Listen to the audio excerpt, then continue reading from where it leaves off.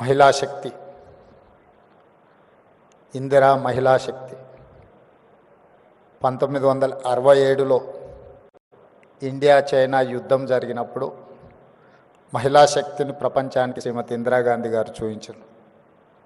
1971లో పాకిస్తాన్తో యుద్ధం జరిగినప్పుడు శ్రీమతి ఇందిరాగాంధీ గారు మహిళా శక్తిని ప్రపంచానికి నిరూపించారు. స్వతంత్రం వచ్చిన తర్వాత జరిగిన యుద్ధాలలో ఈ దేశాన్ని గెలిపించిన శక్తి మహిళా శక్తి. మహిళా శక్తిని ఎప్పుడు కూడా మా పార్టీ, మా ప్రభుత్వం తక్కువ అంచనా వేయలేదు.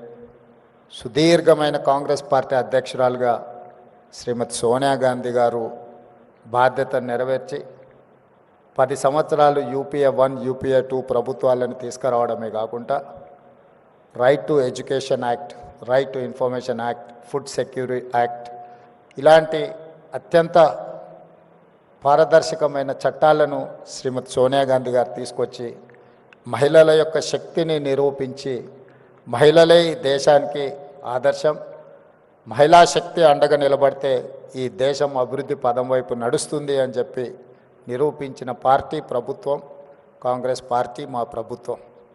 ఈరోజు కూడా మా ప్రభుత్వం ఏర్పాటు చేసిన తర్వాత అప్పటి వరకు నిర్లక్ష్యానికి లోనైన స్వయం సహాయక సంఘాలను ఆర్థికంగా నిలబెట్టాలి. మహిళ ఆర్థికంగా నిలబడితే, ఒక్క మహిళ ఆర్థికంగా నిలబడితే ఆ కుటుంబాన్ని పూర్తి స్థాయిలో ఆర్థికంగా నిలబెడుతుంది. అలాంటి ఒక మహిళ కుటుంబాన్ని నిలబెడితే 1 కోటి మంది మహిళలు తెలంగాణలో ఆర్థికంగా నిలబడి 1 కోటి మంది మహిళలు కోటీశ్వరులు అయితే తెలంగాణనే ఈ దేశానికి ఆదర్శం అవుతుంది. ఈ దేశాన్ని ఆర్థికంగా నిలబెట్టాలి అని అంటే తెలంగాణ రాష్ట్రం $1 ట్రిలియన్ ఎకానమీకి అభివృద్ధి చెందాలి అని అంటే 1 కోటి మంది మహిళల్ని కోటీశ్వరులను చెయ్యాలన్న లక్ష్యంతో ఈరోజు మా ప్రభుత్వం పనిచేస్తుంది. అందులో భాగంగానే ఈరోజు ఇంతమంది మహిళల్ని ఇక్కడికి పిలిపించి ఇక్కడ ఇంత మంచి కార్యక్రమాన్ని ఏర్పాటు చేసి ప్రోత్సహించే పనిచేస్తున్నాం.